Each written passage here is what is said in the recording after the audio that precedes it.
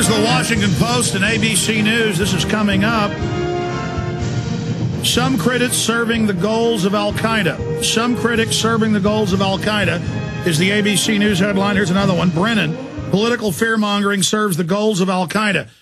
And it goes on to say, criticizing Obama aids al-Qaeda. And Governor Ridge admits, the former head of Homeland Security, that this was all issued for political gain, the fake terror alerts. And they're now playing the exact same card again. Here's a Politico.com article, poll, Deborah Medina closing in on Hutchinson.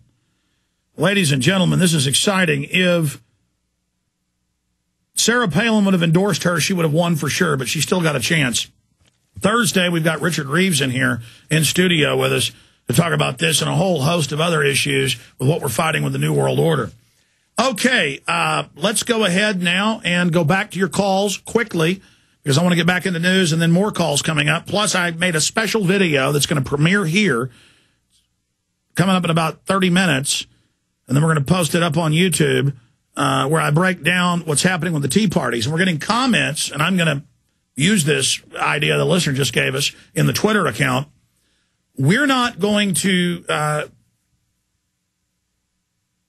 go along with Sarah Palin's attempt to take over the Tea Parties.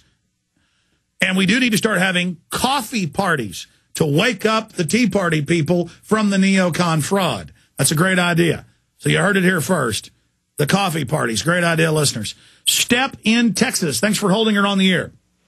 Yes, sure. You've had a great show over the last 3-4 weeks. Just mind-blowing stuff. Wanted to talk about two things. I would love if you would ask Mr. Madsen about this. He would be perfect to answer this, and that is two events that have occurred in our world's history that I feel are very important to where we are now, which is first the House of Rothschild in Britain and France convincing the Confederacy to rise up and then having that loss, and then the House of Rothschild convincing the Germans to go with the Nazis to rise up, and they had the same fate.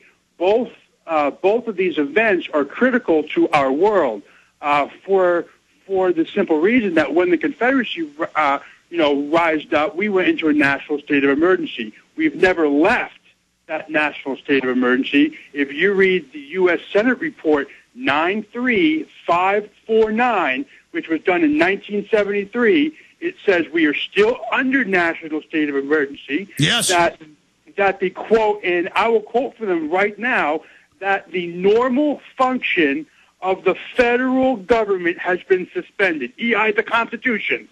I'm so sick And that's why these executive orders can operate. Yes, I'm so sick of, quote, freedom people thinking you're free. Get your head out of the sand. We've been a serf since 1860. Exactly. Okay? And Palin and Obama, it's all a distraction. The offshore banks illegitimately running our country is the only issue. Thank you, Step. And that's why we need to found coffee parties to wake up the Tea Parties. What a great idea. Curtis in Canada, you're on the air. Go ahead. Hey, I just wanted to talk about the Internet for a second. I know all this is all in the news now about the Internet getting shut down. Were you aware of this Department of Defense? It was the DARPA Network Challenge, where they had like 10 weather balloons scattered all across the United States, and it took the team from MIT about 9 hours to find them all, just using the Internet and social networks and whatnot. Yes. Yeah.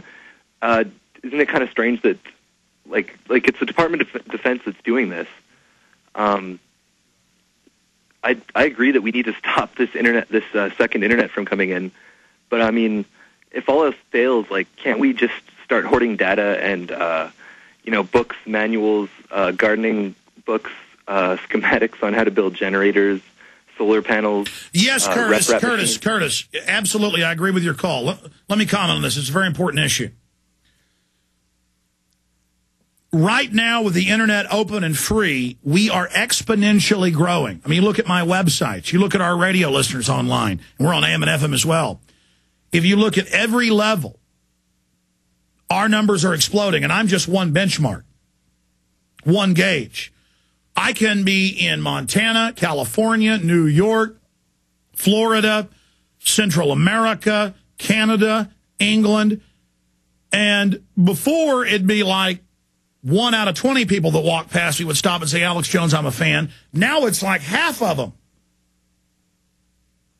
And again, that's a gauge of how many people we've woken up. I'm just Alex Jones.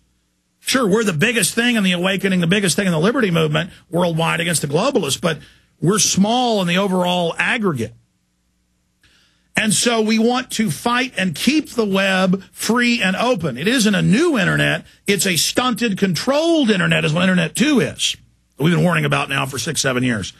And now it's all coming true because we're reading their own manuals. It's not like I'm predicting this. They say what they're going to do. Now they're out in the open, which means they're moving.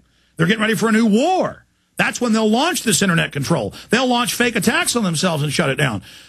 So I've always said have a dual operation. You know, don't just have one website, have two if you're an average person. We have like 20 or so or more. Don't just, I don't just have a radio show. I make films. I make other videos. I write books. I publish books. I produce other videos. I support other people. I have other activists on. I do banner hang contests to show you the power of that, and it becomes an international sensation. We're illustrating your power. And so you're on the internet. You fight for the internet.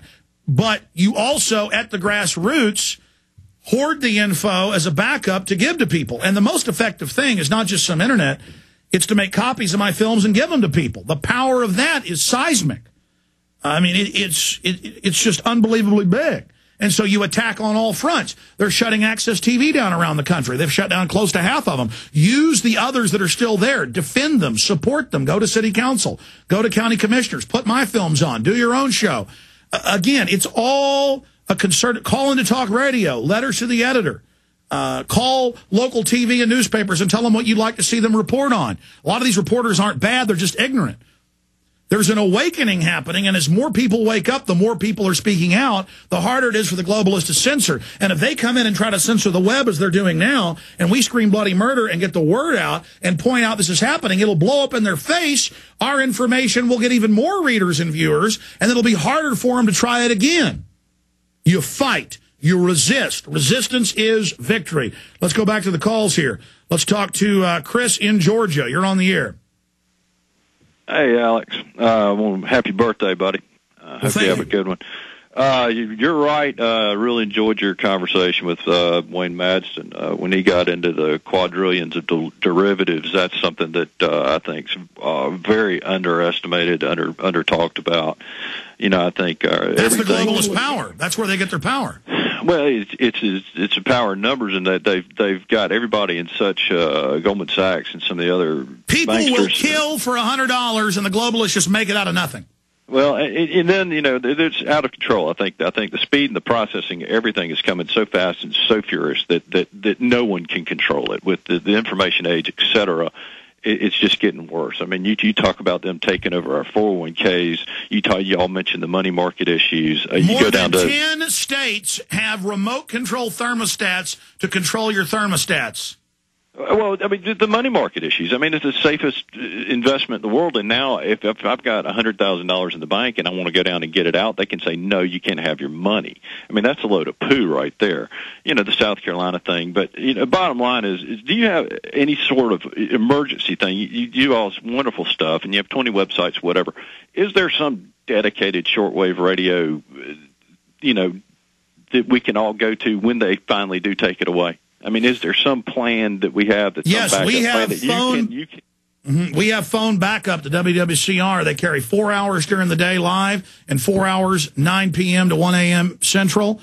So 11 a.m. to 3 p.m. Central is live on WWCR, best shortwave outlet out there, 100,000 smoking watts, and then they re-air us 9 to 1 a.m. And so, yes, we will, if they shut us off the internet, we're going to still we have phone backups and other backups to our stations, to shortwave, and we're going to try. Well, we do, you know, if they do shut it down, we need some way to keep it going. We need some way for at least the dedicated listeners to be able to tune in and keep getting the word out one way or the other. And that's up to listeners. We've got those backup systems. We've got a system where how many people can call free and listen over the phone? I mean, it's not an iPhone thing. It's an analog phone line. How many people can listen? We have two systems. One is a volunteer who does it out of Michigan, and the other we pay for $2,500 a month. Hullablue's the sponsor, but it costs $2,500. Ask one of the IT guys. I think it's how many? I think it's. But again, then we'd have to go to the subscription service if we were going to have 100,000 people listening on the phone lines because we couldn't pay for it. But right now, I know it's thousands every day. We try to put these different backup systems in.